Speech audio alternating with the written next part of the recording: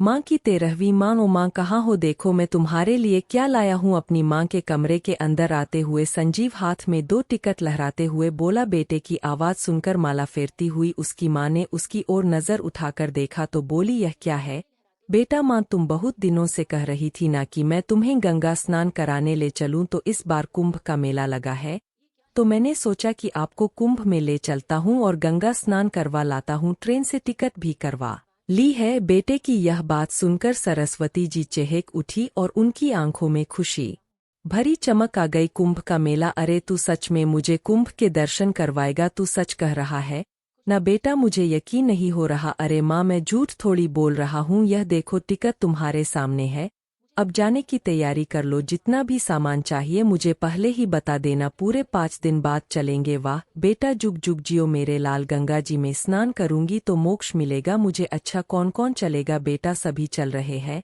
ना? सरस्वती जी ने मुस्कुराते हुए पूछा तो संजीव बोला, अरे नहीं माँ, सबने जाकर क्या करना है?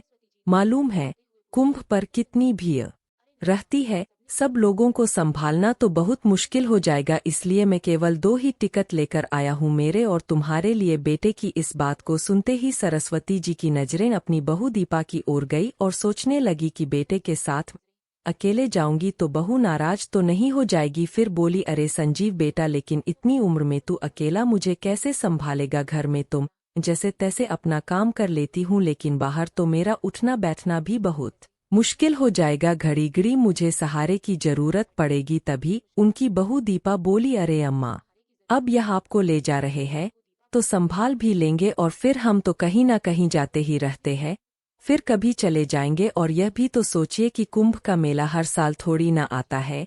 फिर सरस्वती जी बोली, लेकिन बहू संजीव को मुझे संभालने में परेशानी होगी। तो उनकी यह बात सुनकर उनका बेटा संजीव हंस पड़ा और बोला, माँ, अब तुम्हें अपने बेटे पर विश्वास भी नहीं है? अरे जैसा आप मेरे बचपन में मेरा ख्याल रखती थी वैसे ही मैं भी आपका ध्यान रखूंगा, आपका हाथ में कभी नहीं छोड़ूंगा, खूब अच्छे से आपको मेला दिखाऊंगा। संजीव की बात पर सब लोग हंसने लगे और सरस्वती जी प्रसन्न हो गई। उनकी बहुत समय से चली आ रही इच्छा पूरी होने जा रही थी। कितनी बार संजीव से कह चुकी थी कि मरने से पहले एक बार मुझे कुंभ का स्नान करवा दे, अगर कुंभ पर नहीं लेकर जा सकता तो ऐसे ही हरिद्वार ले चल, लेकिन एक बार गंगा स्नान करवा दे तो मेरी अंतिम इच्छा पूरी हो जाए। लेकिन वक्त गुजरता रहा और बात चलती रही, परंतु आज जब संजीव ने अपने आप कहा तो उनका मन प्रसन्नता से नाच उठा। आज तो वे अपने बेटे और बहू को आशीर्वाद देते नहीं थक रही थी। हरिद्वार जाने के लिए वे दोनों ट्रेन में बैठ गए, पर सरस्वती जी का तो सफर में बुरा हाल हो रहा था। 2 दिन और 1 रात का सफर था। बेटे का हाथ थामे बार बार बाथरूम जाती रही, लेकिन जैसे ही ट्रेन खिसकने लगती तो पाँव डगमगाने लगते, किसी तरह गिरती पड़ती सीट तक पहुंच पाती थी। अरे माँ, संभालो अपने आप को, अभी तो सफर शुरू ही हुआ है, आगे कैसे करोगी? हाँ बेटा, कोशिश कर रही हूँ संभालने की, पर उम्र हो गई है न, हाथ की पकड़ भी ढीली हो चुकी है और पाँव भी डगमगा जाते हैं। बेबस होते हुए सरस्वती जी बोली तो संजीव ने कहा, कोई बात नहीं माँ, मैं हूं ना, मैं सब संभाल लूंगा। यह सुनकर सरस्वती जी की आंखें ममता भरे आंसुओं से भर उठी। रात के समय ट्रेन की छुक छुक और सीटी की आवाज ने सोने भी नहीं दिया। रह रह कर सोचती कि नाहक ही संजीव को मैंने तंग किया, वह भी पूरी रात जागता रहा। इसे तो गंगाजल घर पर लाकर उसी से नहा लेती। अब मुझे समझ आ रहा है कि क्यों संजीव हर बार मेरी गंगा नहाने की बात को टाल देता था। खैर, भगवान का नाम जपते जपते किसी तरह सफर पूरा हुआ। गाड़ी रुकी तो प्लेटफार्म की भीड़ भाड़ को देखकर सरस्वती जी हैरान रह गई। संजीव ने दोनों थैले अपने कंधे पर लटकाए और अपनी मां का हाथ पकड़कर स्टेशन से बाहर ले आया। उसी समय काली घटाएं छाने लगी और ठंडी ठंडी हवाएं चलने लगी। अरे बेटा, मुझे तो बहुत ठंड लग रही है, यह मौसम को भी आज ही बिगड़ना था, क्या ना जाने कब बरसने लगेगा। माँ की यह बात सुनकर संजीव बोला, माँ, थोड़ी देर हम स्टेशन पर ही बैठते हैं, मौसम ठीक होने पर ही बाहर निकलेंगे। थोड़ी देर बाद संजीव उठकर कहीं चला गया और जब लौटा तो उसके हाथ में चाय के 2 कुल्हड़ और गर्मागर्म पकड़ों की थैली थी। माँ बेटे ने वहीं बैठकर सुकून से चाय पी और पकोड़े खाए। थोड़ी ही देर में सरस्वती जी को नींद आने लगी तो वहीं टेक लेकर आंखें मूंद ली। करीब 1 घंटे के बाद जब बारिश थम गई और सूरज निकल आया तो बारिश के कारण रेलवे स्टेशन पर जो भीड़ बढ़ गई थी वह भी अब छट लगी थी। दोनों माँ बेटा एक ऑटो रिक्शा पकड़कर कुंभ के मेले तक पहुंच गए। मेले की शुरुआत में ही रिक्शा वाले ने उन्हें उतार दिया था। करीब 1-1.5 किलोमीटर पैदल चलकर गंगा घाट तक पहुंचे तो गिरते पड़ते बड़ी मुश्किल से उन्हें एक डेरे में जगह मिल पाई। संजीव ने वहीं चादर बिछाकर अपना सामान रख दिया और मां का हाथ पकड़कर गंगा नहाने ले गया। सरस्वती जी ने अपने जीवन भर में इतनी भीड़ कहीं नहीं देखी थी। कहीं लाउडस्पीकर का शोर मच रहा था तो कहीं भजन चल रहे थे, कहीं गंगा मैया की जय जयकार करते लोग घूम रहे थे तो कहीं साधु संतों के प्रवचन आगे बढ़े तो झूले वाले, खिलौने वाले, पूरी कचौरी और मिठाई की दुकान, धार्मिक किताबें और तस्वीरों की दुकान। हर जाति और धर्म के लोगों को देखकर वह हैरान थी। उन्हें ऐसा लग रहा था कि जैसे वह किसी दूसरी ही दुनिया में पहुंच गई है। यह सब देखते हुए वह अपने बेटे संजीव का हाथ कस के थामे हुए थी। रास्ता बनाते बनाते संजीव उन्हें किनारे तक लेकर आया परंतु यहाँ भी भीड़ ही भीड़ थी। संजीव ने हाथ पकड़कर अपनी मां को गंगा में स्नान करवाया और फिर खुद स्नान किया। गंगा में फूल और प्रसाद चढ़ाया तो ना जाने कब से मन में बसी सरस्वती जी की अभिलाषा पूरी हुई। खुशी के मारे उनके आंसू ही निकल आए। हाथ जोड़कर प्रार्थना की कि गंगा मैया मेरे संजीव जैसा बेटा हर मां को देना, आज उसी के कारण तुम आपके दर्शन कर पाई हूँ। ऐसा कहते हुए सरस्वती जी ने थोड़ा गंगा जल एक बोतल में भर लिया और जाते समय गंगा मैया को प्रणाम किया कि पता नहीं दोबारा गंगा मैया के दर्शन कर भी पाऊंगी या नहीं। संजीव ने अपनी मां को मेला घुमाया और खूब खिलाया पिलाया। फिर सरस्वती जी बोली, बस बेटा अब मैं बहुत थक चुकी हूँ अब और नहीं चला जाता। तो संजीव मां के कहने पर उन्हें डेरे पर वापस ले आया। चलो मां अब तुम यहीं आराम करो, मैं घूम कर आता हूँ। ऐसा कहते हुए संजीव ने अपने पास अपनी जेब में से कुछ रुपए निकाले और अपनी मां के हाथ में थमा दिए। अरे बेटा मैं इन रुपयों का क्या करूंगी, तू है तो सही मेरे पास, और वैसे भी मेरी साड़ी के पल्लू से 0-0 का नोट बंधा है। ऐसा कहते हुए सरस्वती जी उसे पैसे वापस करने लगी तो संजीव बोला, अरे नहीं माँ रख लो, वक्त बेवक्त काम आ जाते हैं, कुछ खरीदने का मन होता है या कहीं में मेरी जेब कट गई। तो संजीव के ऐसा कहने पर सरस्वती जी ने रुपए रख लिए, यह सोचते हुए कि ऐसे मेलों में तो चोर उचक्के और बहुत से ठग घूमते रहते हैं और लोगों को बुद्धू बनाकर लोगों की जेब साफ करके कब निकल जाते हैं पता भी नहीं चलता। संजीव अपना थैला लेकर चला गया और सरस्वती जी वहीं पर अपना थैला सर के नीचे लगाकर चादर पर लेट गई। आज उनका मन बहुत संतुष्ट था। संजीव ने भी उनका खूब ध्यान रखा था। लेटे लेटे ही उनकी आंख लग गई, लेकिन जब आंख खुली तो देखा सूरज अस्त हो रहा था। इधर उधर देखा तो संजीव अभी तक नहीं लौटा था। उनके माथे पर चिंता की लकीरें उभर आई। अनजानी जग और अनजाने लोग अपने संजीव के बारे में पूछूं भी तो किसे। फिर उन्होंने अपना सामान टटोल कर देखा तो सब कुछ सुरक्षित था। अपनी साड़ी के पल्लू में बंधे हुए रुपए भी सुरक्षित देखे तो डेरे से बाहर जाकर इधर उधर अपने बेटे को ढूंढने लगी। तभी सामने देखा तो हैरान रह गई। आदमियों का एक झुंड तेजी से भागता हुआ आ रहा था। इससे पहले कि वह कुछ समझ पाती जोर जोर से चीख पुकार मचने लगी। फिर पता लगा कि मेले में एक हाथी ने उधम मचा दिया है, जिस कारण सारी तरफ भगदड़ मच गई है और भगदड़ में गिरकर कुचलने से बहुत से लोग मारे गए हैं। यह बात सुनकर सरस्वती जी को तो जैसे काटो तो खून नहीं उनका कलेजा मुंह को आ रहा था कि कहीं उनका संजीव तो इस भीड़ में नहीं, ऐसा नहीं हो सकता। ऐसा कहते हुए सरस्वती जी एक यात्री से जाकर पूछने लगी, भैया यह किस समय की बात है।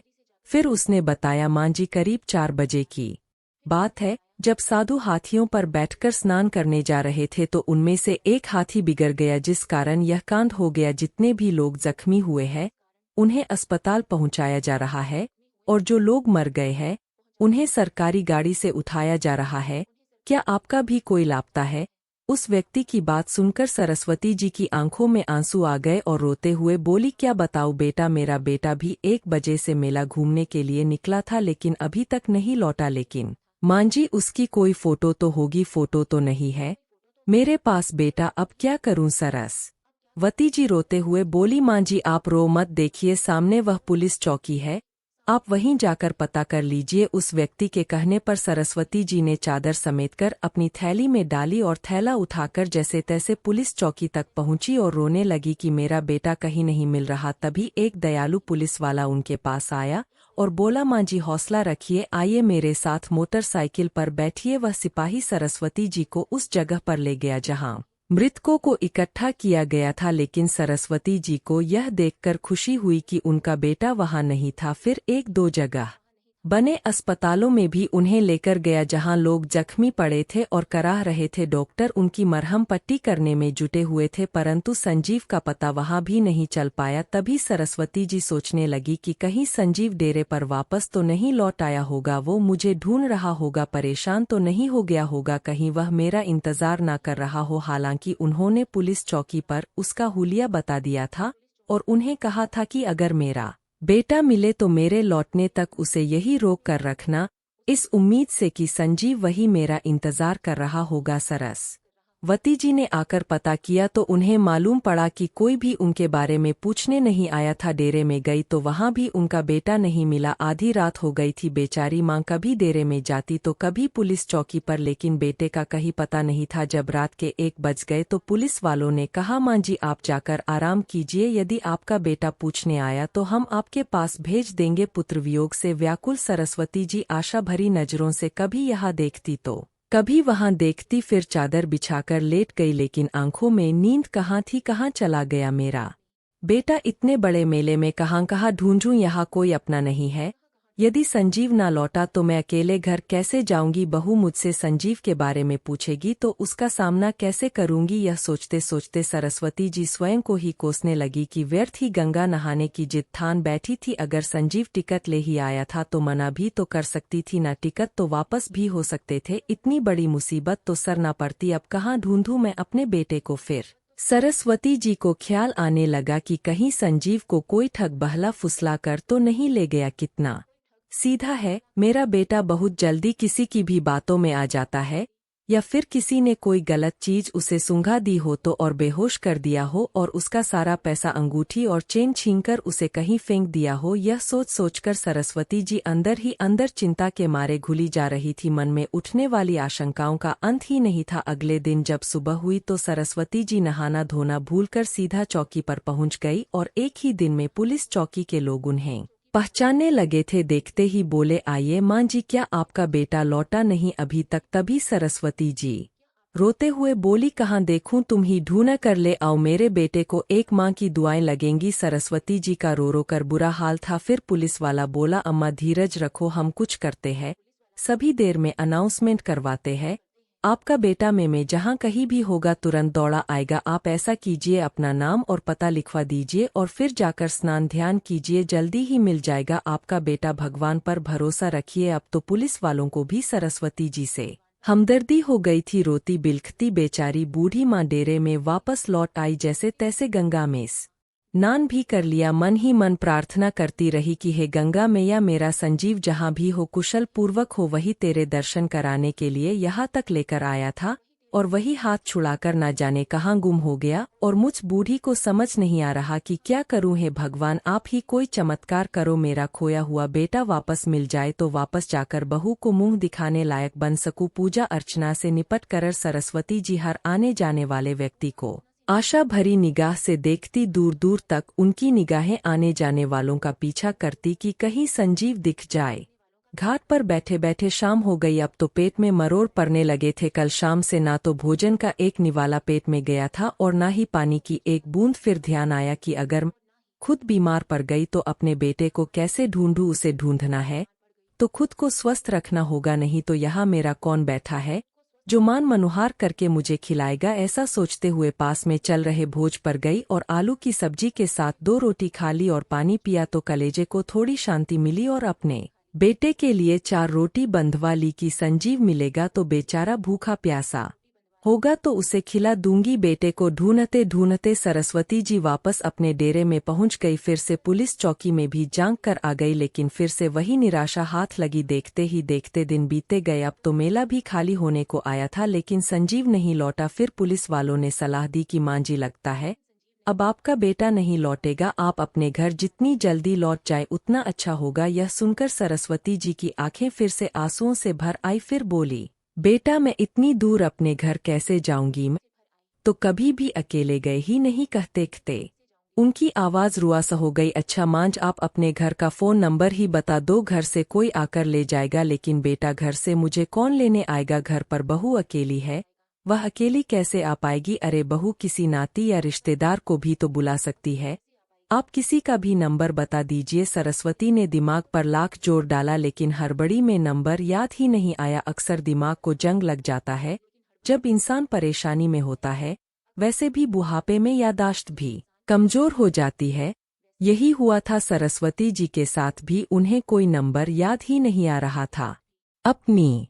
उसी समय एक यात्री पुलिस चौकी के बाहर से गुजर रहा था तो उसका ध्यान वहां बैठी सरस्वती की ओर गया, जो फूट फूट कर रो रही थी। उसने पुलिस वालों से वृद्धा के रोने का कारण पूछा तो सारी बात सुनकर वह यात्री बोला, आप अम्मा को मेरे साथ ही भेज दीजिए, मैं भी वहीं का रहने वाला हूँ।